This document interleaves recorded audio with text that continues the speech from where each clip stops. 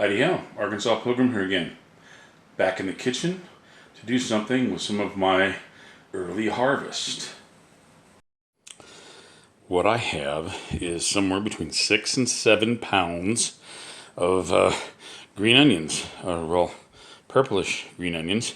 To be honest with you, I don't remember what it was I planted, and I think I planted all the seeds that I had, so I can't even go look at the package. But it looked like it may have actually been a purple onion, and but they overwintered, and it looks like maybe they were starting to bulb. But I want to use that planting area for something else, so I pulled them all up. I mean, what do you do with 7 pounds of green onions? So I thought, wait, I'll have Mrs. Arkansas Pilgrim maybe find a green onion soup recipe or something. And we were going to do that, and all of a sudden, I remembered Page Family Homestead, and they are dehydrating and fermenting fools.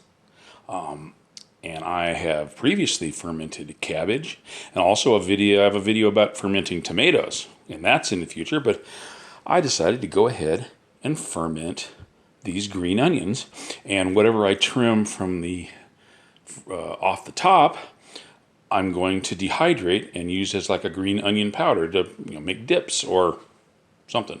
So anyway, let's get started. I'm not sure whether or not I'm going to put them in quarts or in these big, like 2.5 quart. I think these are pickle jars. Oh yeah, they're pickle jars. It'd be pretty neat to have them that tall, but I'm not sure. I'm only going to ferment where this goes up and is solid. I'm not going to. I don't think I'm going to ferment some of these, but maybe I will. And let's just see as we go along. And some of these might even be too big to ferment. I wanted to ferment them whole, but some I may actually end up slicing up, and those I would put in a smaller jar. Let's see. Well, let's see if I can talk and do things at the same time. Why would you want to ferment something? And what is fermentation? Well, fermentation is letting it rot and then eating it. Sounds good, doesn't it? Well,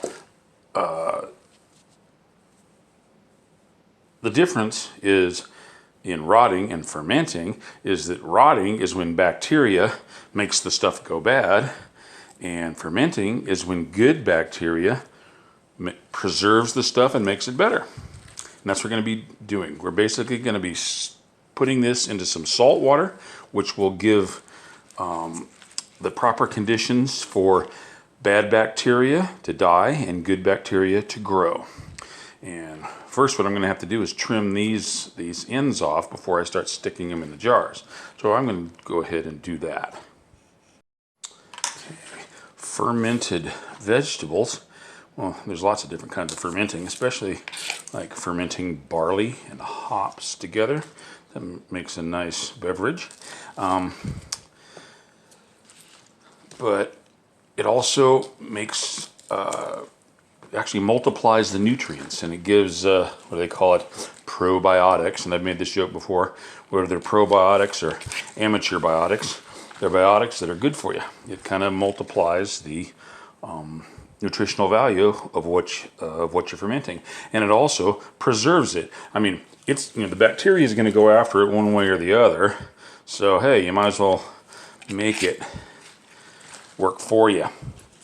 And since I pulled all of these out, and normally I would green onions, you kind of leave them there and just pull them out as you need them. Since I had to pull all these out, I'm kind of forced into doing this.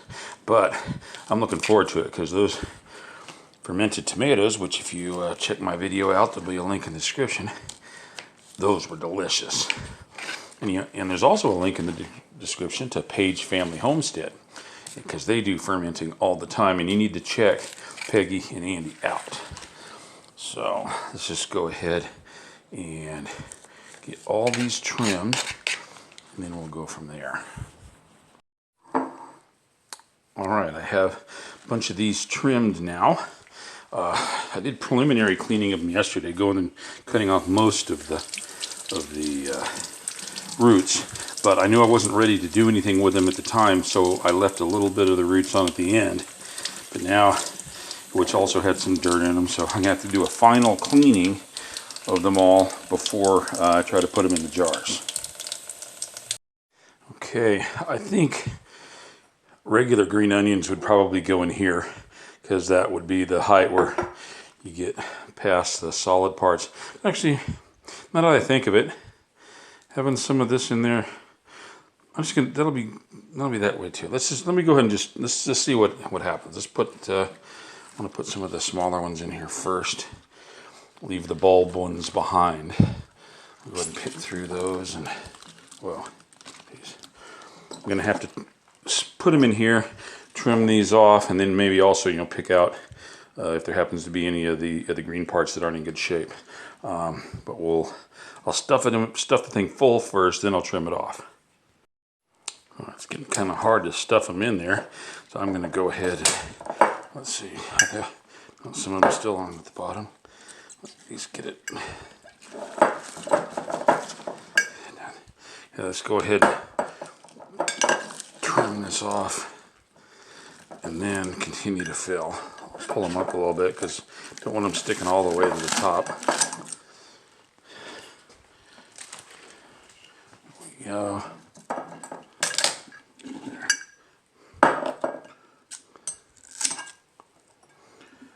Need to have some room because you have to be able to have them covered completely with the brine that we're going to make. So let's put all that over there. Okay, now I'm going to keep stuffing it. Actually, laying it sideways, and putting them in, and would probably be a good idea to trim them before it gets too stuffed. Let me get a couple in there and see. And I think I'm also going to need to add some of the smaller ones that are over there to get it so I want to be able to maximize how many I get in the jar. Okay, here's a better idea. Just think, that's like a good length. Just cut all of these that same length.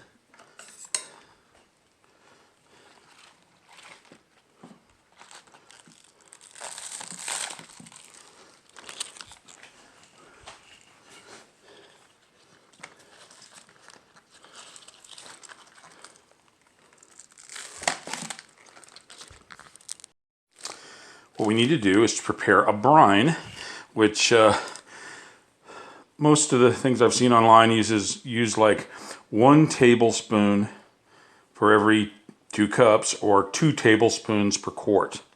And it's recommended to use canning or pickling salt because it doesn't have anything else added to it. Some things say kosher salt, but even kosher salt apparently has like these anti-caking agents in it, which won't really hurt anything, but they may make it cloudy, I guess. But hey, having them look pretty is part of the fun. So my experience also is that you get about half of the volume taken up by the veggies. In this case, I'm thinking it's going to be less than half. But what I'm going to do is, well, I'll just do it.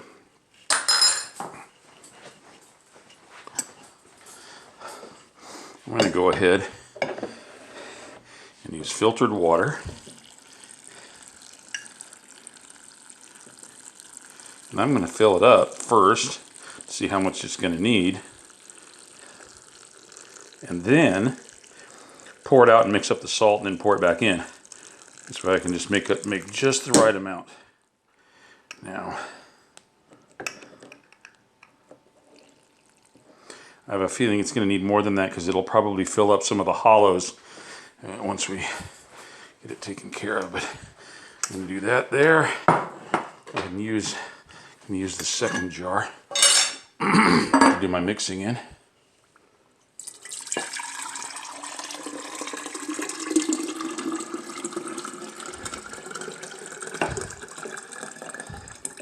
Shouldn't fall out considering I got it jammed in there pretty good.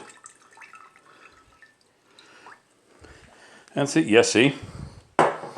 It's about half. And that is, these are Geez, I think these are 2.5 quarts. I'm gonna have to double check that.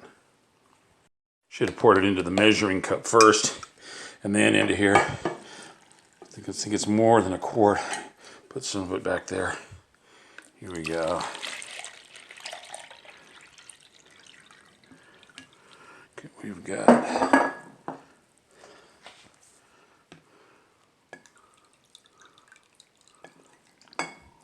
what we got there. There's 4 cups right there, which is 4 cups is a quart.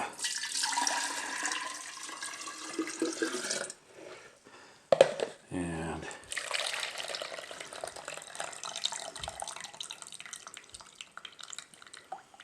okay,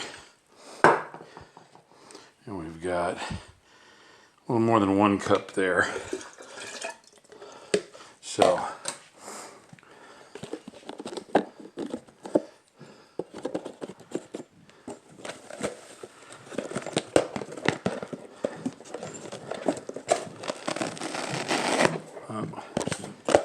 it's gotten kind of chunky because it doesn't have anti-caking agents in it. There you go. Oh, I'll finish this off camera.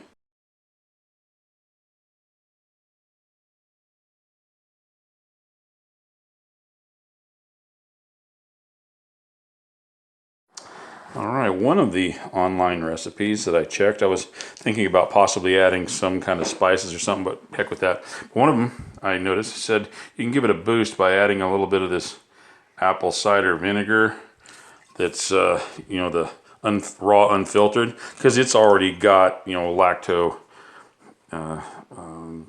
beneficial bacteria and stuff that's already in it, and it'll give that kind of act like a starter. So I just poured a little bit of that in there. Now, what we need to do is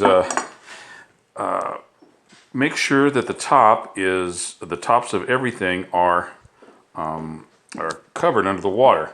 And you can go online and buy for 20 bucks like a piece of glass that'll fit inside of a standard, mason jar. But I go over and just grab something like that. That runs the water up. Now, as this ferments, it's going to bubble and probably spill over. So I'm going to put that on a plate. And I'm also going to cover it to keep bugs out. But that allows it to ferment. Make sure that everything is totally covered. Now you just wait for a week or 2. And when it's done, well, it's done. So that's what I'm doing. God bless y'all. See you next time.